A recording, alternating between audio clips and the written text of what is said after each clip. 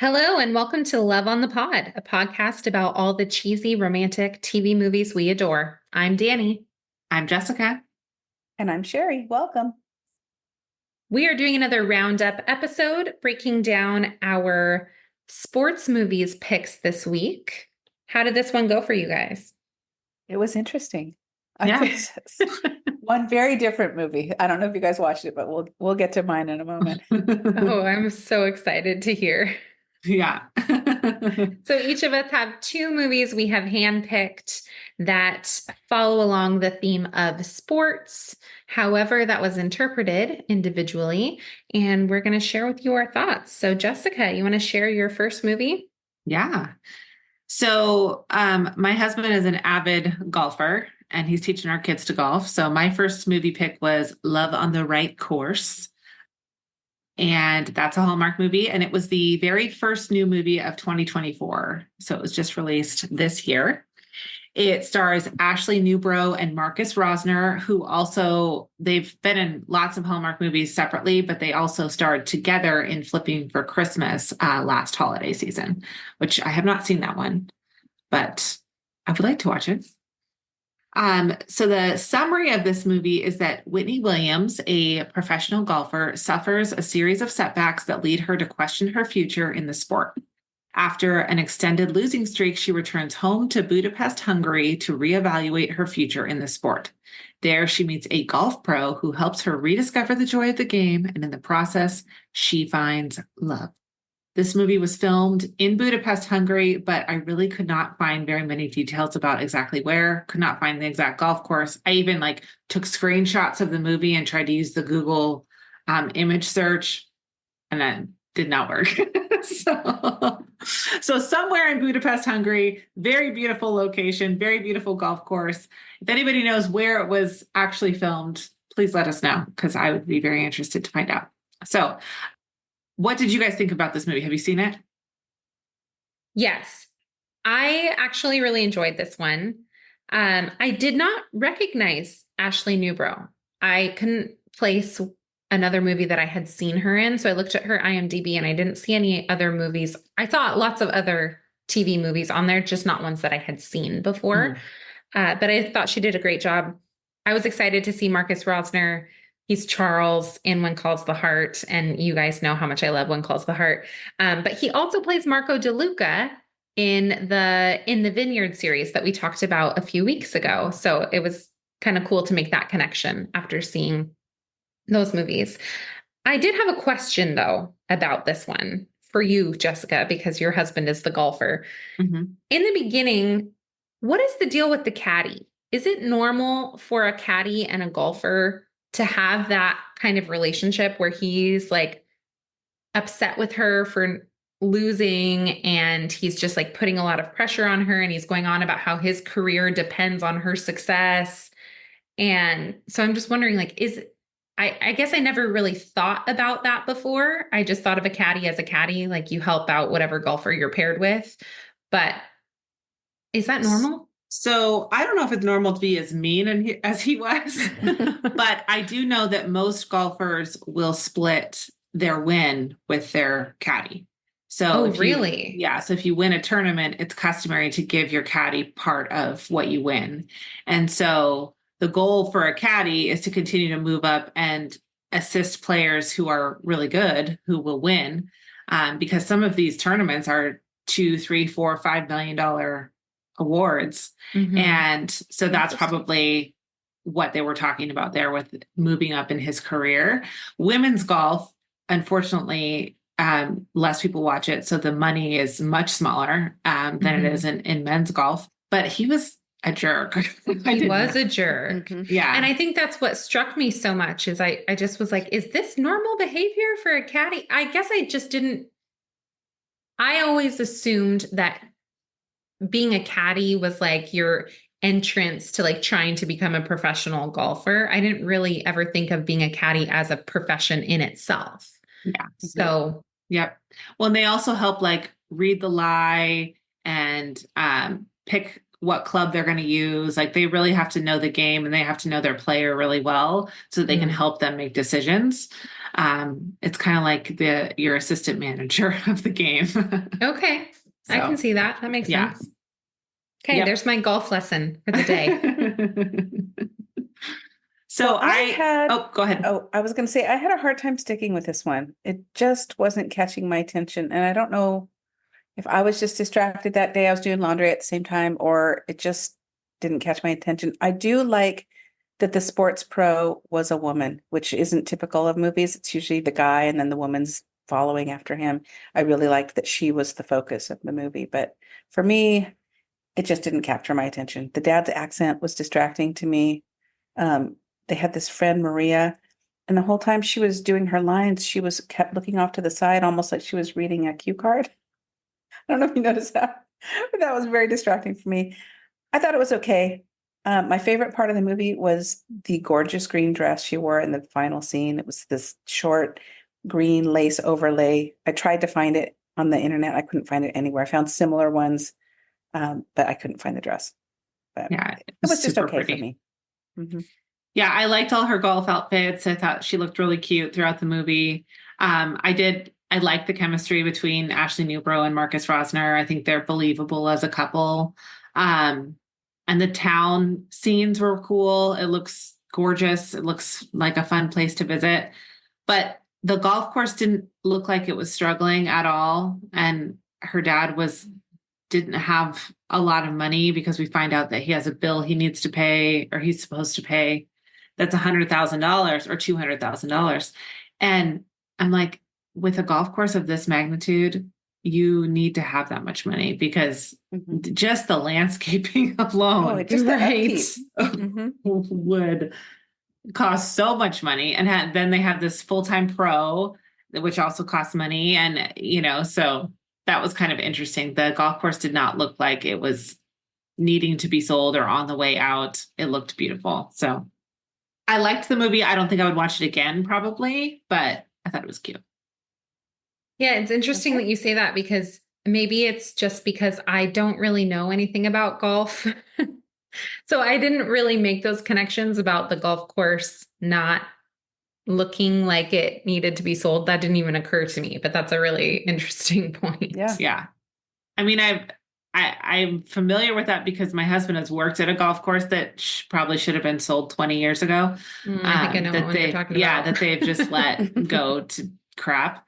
And you can't charge as much. It's not pretty. It's not as fun to play in an ugly place, right? You can see there's a struggle going on there. Yes. Yeah, absolutely. So their house was gigantic and gorgeous, and they lived on the golf course. Like it was very, very nice place to reside, I think. Yeah. So yeah, that was my first pick. Love on the Right Course. I would suggest watching it. I thought it was cute. All right, Mom, what's your first pick? Get ready.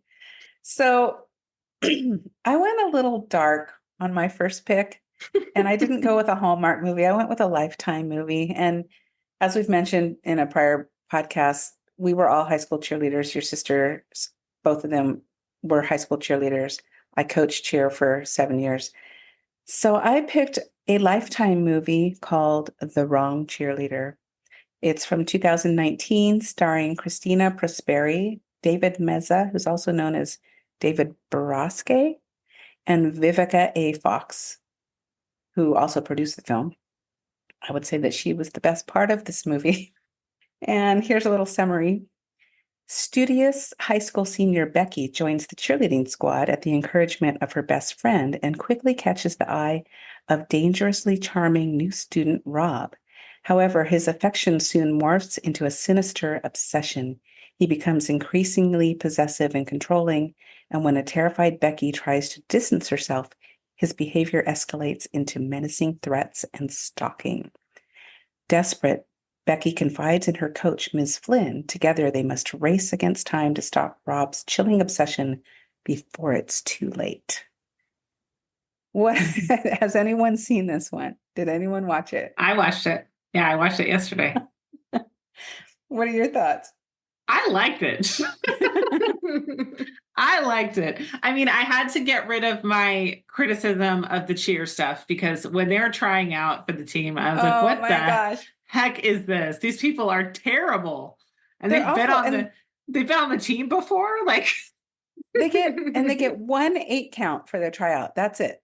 In yeah, front and they of just the keep coach and playing the nobody music else. just Yeah. continuously. And 1 8 then count and that's it. and then Becky's friend Jen, she was like, "Oh, Becky's a really good dancer," and I beg to differ. Becky is not a really good dancer. Yes, Becky got maybe a 16 count, and she did 4 moves the whole time. It's like Yeah. 1 2 3 4 and 1 and 2 and 3, and I'm like, what is she doing? She's like touching her head, touching her hip. This is the amazing dance. So yeah, you have to put that aside. Yeah, because we keep seeing this in these movies with cheerleaders and even movies we haven't talked about on the podcast. And I just think you couldn't hire somebody, call up NCA. I'm sure they'd be happy to send somebody over to spend 4 hours teaching your actors how to be an actual cheerleader. Exactly. Get at least some sharp moves pay going them on. $500 and it will just give a little more legitimacy to your film. Yeah. And there's the mom. Some of them probably want to be in the movie. Maybe you just have some NCA cheerleaders or UCA cheerleaders come and be your extras. Like, yeah, that's a great idea. Yeah. And then they have the mom. There's always the mom that, what does she say? There's so many more worthwhile things you can do with your time when Becky makes the squad. And I'm like, shut up. Cheerleading is hard. It's a sport. And there's a point where Vivica A. Fox actually says, I wrote it down here. She says, I believe in cheerleading, the hard work, the camaraderie, the sacrifice. It instills the skills in young women that they'll need in life. And that, I mean, that was my experience. That was your experience. They weren't just flirts and skirts. I'm sorry, but yeah. Well, and she also says at tryout something about the importance of being committed to the team. And Becky goes, yeah, I understand. And she goes, no, you don't. Nobody understands until they're actually on the team. And it's so true. Yes, it is totally. It's so true. Yeah. That's why some people quit. Yeah. Because either you can handle it or you can't. Yeah. Danny, did you watch this movie? I did not. I read the synopsis and, usually I watch these movies with my girls. I have 4 kids, so there's rarely a moment where I am alone. So I typically watch all of these movies with my girls. My oldest son has absolutely zero interest, although he did watch my first pick with me. I'll share about that later. So yeah, I usually watch it with the girls. And so I just knew and pretty much anytime it's a Lifetime movie, it's probably not going to be appropriate for them. Yeah. So, and I don't like scary movies. So it was partly selfish decision as well. Well, and this one, I mean, it is what it is. It's a Lifetime mystery movie. It's going to get creepy. It's going to get sinister. And so I don't think it was a terrible movie. And I even wrote in my notes, this ain't no Hallmark mystery because it's definitely not. But this guy, he gets creepier and creepier and it becomes this narcissistic behavior. He hits her. I hit her because I'm sorry, I'll never do it again. And you're thinking, yes, you will. You definitely will. And it's just creepy. But this coach is amazing. She's very behind her cheerleaders. And she supports them and she can see that something's going on. So she inserts herself in trying to get Becky out of this scenario. But the part that gave me pause was, let's see, the guy that plays Rob, he's 35? 38. He's 38 now. So he was 33 at filming, but he looked 45. Yeah. And he's playing a high school student. And he's playing a high school student. Becky, she's 31 now, so she was 26 when she filmed this. She could pass for a high schooler, I thought. Yeah. She looks very young. The little things, the girls practice in their full uniforms. That doesn't happen. Just the little things that you see in movies. But like I said, they wear their uniform to school every day. Yeah. Yeah. Best part of the movie was Vivica A. Fox. I loved her. She's a badass. Yeah. Can I say that? She's badass. Yeah, you could say that. And her big line at the end is, you picked the wrong cheerleader. Yes, Vivica. I read an interview. Oh, go ahead. I was just going to say, when I was looking up this movie, I did discover that Vivica A. Fox and Christine Prosperi are also both in another Lifetime movie called The Wrong Prince Charming, which follows a very similar plot line. So that might be an interesting one to watch and compare. Check that out. I read an interview with Vivica A. Fox, and she was talking about how these are popcorn and skin movies. So you should get your popcorn, and you're probably going to see a shirtless guy. That's fantastic. That's accurate. Yeah. So again, it's not a Hallmark movie. It's very different from the ones that we usually chat about. But I actually, it was a frivolous little fun movie. Yeah. Very dark, but I liked it. Yep, I liked it too. I wish they wouldn't have put the mom in that horrible wig, though. Really. Oh my gosh. Why do they always? Why? I mean, if you want to use a wig, there are some really good ones out there. Yeah, great. That you can literally get on Amazon. Like, why are they putting people in these god-awful wigs for movies? No idea. They spent all their money on the terrible wardrobe from A Greek Recipe for Romance. I don't know. So that was my first pick. My first pick was Fourth Down in Love. This movie premiered on Hallmark in 2023. It is about a pro football player who is put on injured reserve, and he returns home to rest and recover. He teams up with his brother to coach his niece's flag football team and ends up reuniting with his college sweetheart, whose daughter is also on the team. As their romance just starts to rekindle, the past catches up with them, spelling trouble for their second chance. This movie was filmed in Vancouver, BC, and it stars Pascal Hutton, who plays Erin. She is, I think I've told you guys before, she is probably my favorite TV movie actress. She is Rosemary Coulter in When Calls the Heart. She is in You Had Me at Aloha, The Perfect Bride, a whole host of other Hallmark movies, but I just adore her. I think she's so cute. She's such a great actress. She can play any role, and she's incredibly likable. And she plays opposite Ryan Pavey, who plays Mike Hansen, the injured football player.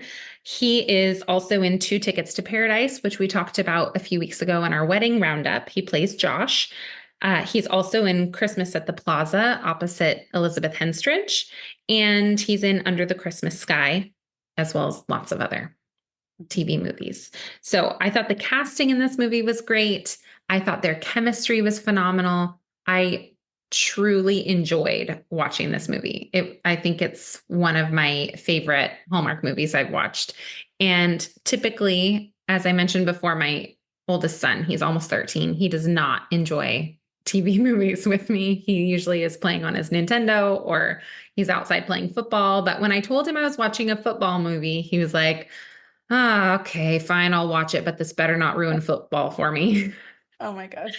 So he watched it with me, and 5 minutes in, he was like, Mom, I know exactly what's going to happen. And I was like, oh yeah, what is it? And he gave me his predictions, and he was 100% correct.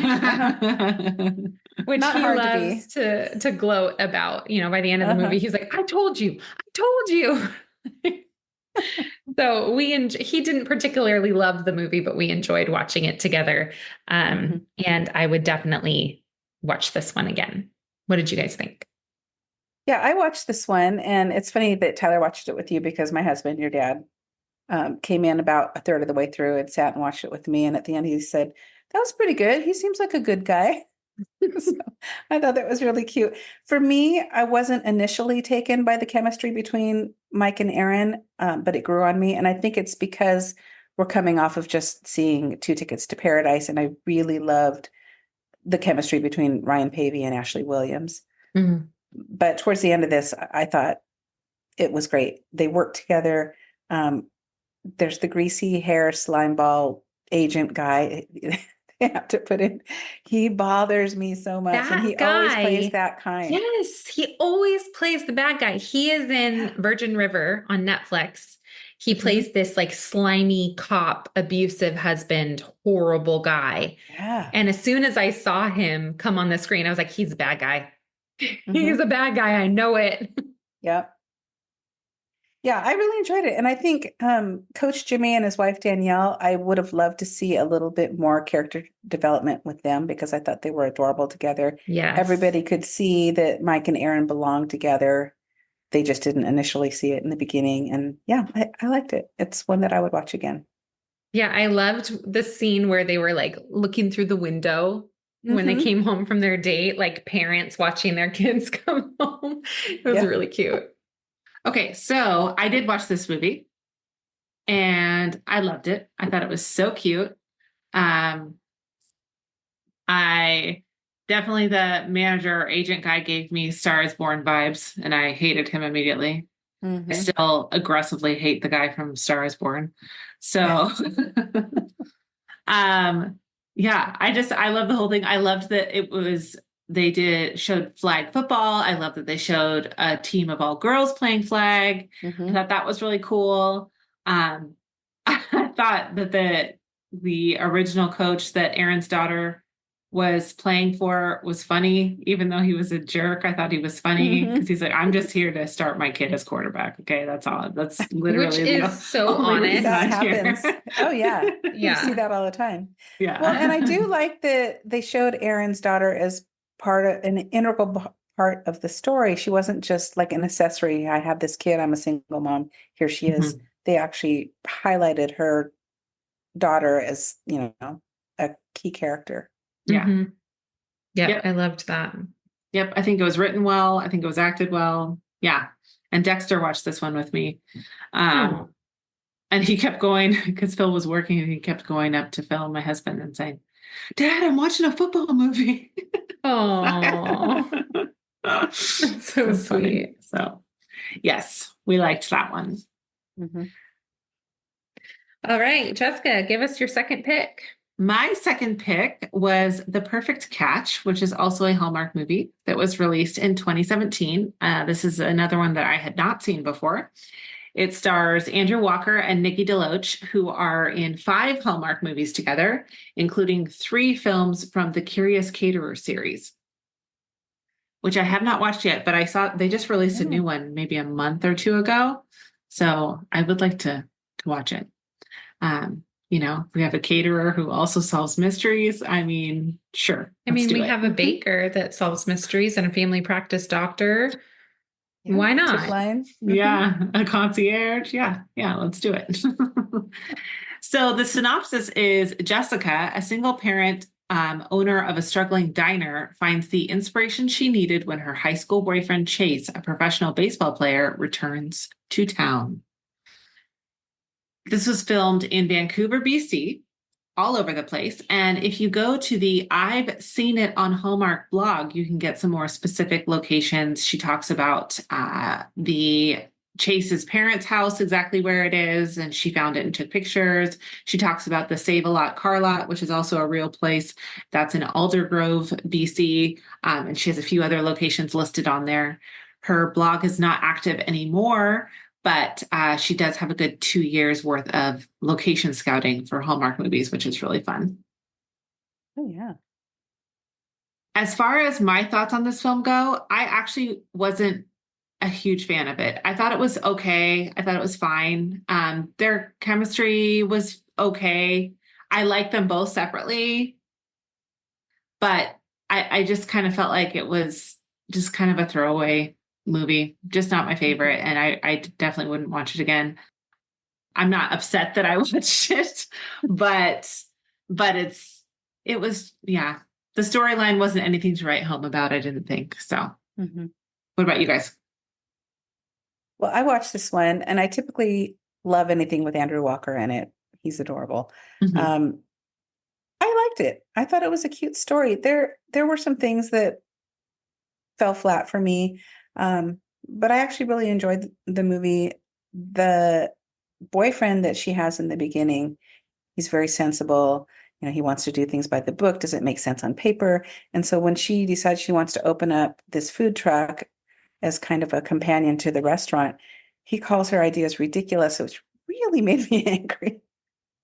I thought her little boy was a great little actor.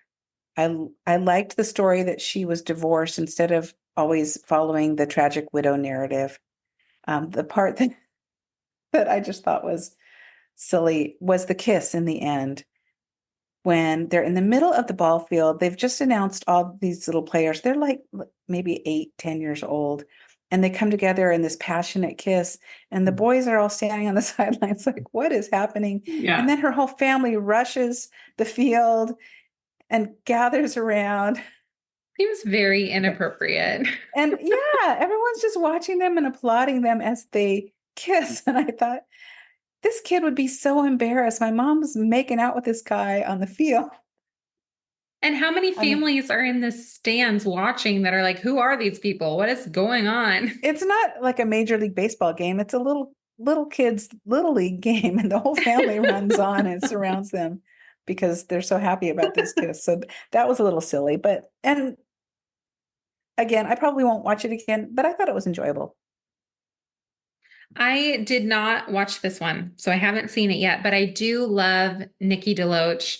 I love her in The Gift of Peace. I don't know if you guys have seen that one, but it's fantastic. It's a tearjerker. It came out last year at Christmas time. She's also in A World Record Christmas, which is another one that I love. But yeah, I really enjoy her. And I also really enjoy Andrew Walker. So I would be interested to watch it. But it's interesting what you said, Jessica, about their chemistry not quite being there when they're in so many films opposite each other. You think that they would have that down. So that's an interesting little piece. Did you guys know that Nikki DeLoach was in the Mickey Mouse Club? No. Yeah. Alongside Justin Timberlake, Britney Spears, Christina Aguilera, and Ryan Gosling. Wow. Yeah. Interesting. It's funny. All of them took very different paths. Yes. Yes, absolutely. Okay, Mom, what's your next pick? So my next pick is another kind of non-traditional sport. It's a surfing movie, and it's called Groundswell. It's a 2022 Hallmark movie filmed in several locations in Hawaii, starring Lacey Chabert as Emma and Hector Rivera as Ben. It is actually based on the book of the same name by Food Network star and co-host of The Kitchen, Katie Lee Beigel. Or is it Beagle? Oh, I didn't know that. Oh, who's in the movie? And she is in the movie. She has a small role as a cooking competition judge. That's really cool. If I ever write a book and Hallmark wants to make a movie of it, I'm going to request that I get to make a cameo. Like Stephanie Meyer in Twilight. I need to be, girl at diner or whatever. Yeah. Yes. I thought that was really cute. Stan Lee used to do that, right? He was in every single Marvel movie. Yeah. Like my favorite thing to look for. Oh, there's Stan Lee. So, okay, the summary of this one is Chef Emma, reeling from a personal and professional setback, again, a setback, escapes to Hawaii. There she meets Ben, a reclusive surfer and surf instructor who helps her heal and rediscover her passion for cooking. As their bond deepens, Emma learns to ride the waves of change and find a new path forward. So Emma is dating the head chef at a restaurant that she works for in Atlanta. She comes up with new and innovative recipes, but Garrett always takes all the credit. And she finally gets up the courage to quit the relationship. And Garrett responds with, "You're overreacting as usual." And I thought, oh, this classic narcissistic gaslighting. What Don't a like this jerk. guy. So she signs up for surfing lessons. She shows up in a full neck to ankle dry suit when everyone else on the beach is in bikinis and surf shorts. I thought that was really cute. And the reason why I picked this movie is I just love Lacey Chabert. She is a delight. I love the beach. It's my happy place. I loved the idea of kind of two sports. So you have the sport of surfing and the sport of competitive cooking. And I really enjoyed it. I thought it was a charming little watch. And Lacey Chabert had a stunt double for her surfing shots, but they look really similar to one another and they became really good friends. And I also read that Lacey is terrified of heights, but there is a oh, what's it called? A zip line course that they have to go on as part of the movie. And she was absolutely terrified to do it, but she did it herself. She didn't have a stunt double. And yeah, I just thought it was cute, cute movie. I loved the role of Aunt Jane. She's a sweet mentor, kind of like you have the Nana role or the elderly neighbor role. This was Aunt June, and she was really encouraging to Emma to follow her dreams and take a chance on love and her professional career. And yeah, I really liked it. Yeah, I really enjoyed this movie as well. And her aunt was one of my favorite characters. I really appreciated how she didn't ever tell her what to do or really tell her opinion. It was like there was one point where she said, Lacey's character said something about breaking up with Garrett and saying that maybe she was overreacting. And her aunt looked at her and said, "Were you?" It wasn't like, "No, you're not, la, la, la." It was, "Were you?" Like just trying to get her to think about it and come to her own conclusions. And I just really liked her character. I will say that as much as I wanted to like the older brother of her surf instructor, it just felt like he was reading from a script the whole time. I could never, like, I didn't get a lot of authenticity from him. It felt like he was trying too hard and like he was reading cue cards, and that really drove me nuts. Yeah. But aside from that, I did enjoy the movie. Did you watch this I one? loved this movie. Yeah. Yeah, I thought it was so cute. I am like looking for one of the main characters to be like a secretary or like I don't know, they work at a fast food restaurant, or, you know, like something that's different from a chef, a lawyer, a high-powered executive. You know, I would love to see something Other else. than a Barbie career. Yes. I mean, have we seen an astronaut movie yet? Maybe not. Probably coming. Love in Space. But that would be good, though. Somebody that's struggling to make ends meet and they're working at a regular job making minimum wage and they're just tired of their life. And although would they have the money to drop everything and go to Hawaii? Probably not. No, but maybe their aunt would pay for them to come, right? Yeah. If she's there, you know, so I would love to see that. I actually did like the older brother. I thought he was great. I thought he was funny and engaging. I did not really believe that she and Garrett were a couple. I didn't. No. He's too old for her, I think. He looks too old for her. And I just didn't feel like they had any romantic chemistry at all. And he was just there to basically just be a jerk the whole time, which he did well. You know, yeah, I was good job. surprised when she said something about like that he didn't want to tell the world that she was his girlfriend. And I was like, wait, what? She's his girlfriend? What? Yeah. I thought he was just her jerk boss. I didn't realize they had an actual relationship. Yeah. And maybe it's one of those things where you're working for someone and you're not romantically involved in the beginning, but you're together every day. So it's just kind of convenient to start dating. That's kind of the feeling I got, that she wasn't necessarily fully invested in the relationship anyway. So it was easy to just go off and escape to Hawaii. Yeah. I really liked actor Rivera. I would love to see him in more. Yes, he's not in very much. I don't think so. No. But maybe he lives in Hawaii, and so tax credits. We hire people who live in Hawaii to be in the movie. But I do notice they film a lot of movies in Hawaii. They do. They must like have it down pat. They know where to go. They know who to call. Yeah. All the things. But I really liked him a lot. So yeah, this is a movie I would definitely watch again. For sure. Yep. What was your last one, Danny? My last movie was Love on the Sidelines. This one is another Hallmark movie. Came out January 16th, 2016. And an unemployed fashion designer lands a job as a personal assistant to pro football player Danny Holland. The only problem is she knows absolutely nothing about football, and Danny has never had a female personal assistant. As his injury heals, their relationship grows until a miscommunication throws them both for a loop. This movie was filmed in Vancouver, BC. And stars Emily Kinney, who plays Laurel. She is also Beth in The Walking Dead. And she is also a singer-songwriter with multiple albums. John Oh. Reardon plays Danny Holland. He is an accomplished actor, but he was also an all-star football player at Mount Allison University. So he was, I would like to say that he was more believable in this role because he actually played football. But if I'm being honest, I didn't really buy that he was a football player.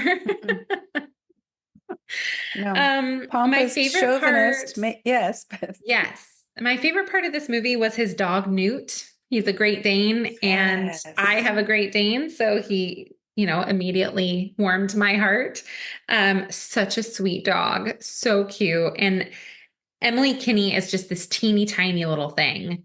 And so her relationship with Newt, the Great Dane, was just, I mean, it was adorable. It was my favorite part of the whole movie. She had more chemistry with that dog than she did with Danny Holland. Um, the football quotes in this movie were Oh my absolutely gosh. unhinged. I could Off the not, charts. every single thing he said, he's like, he screwed up their relationship or whatever, and he's trying to fix it. And he goes, I'm going to go recover a fumble and go for a touchdown. When he's like going to go Who and try talks to like make up that? with her.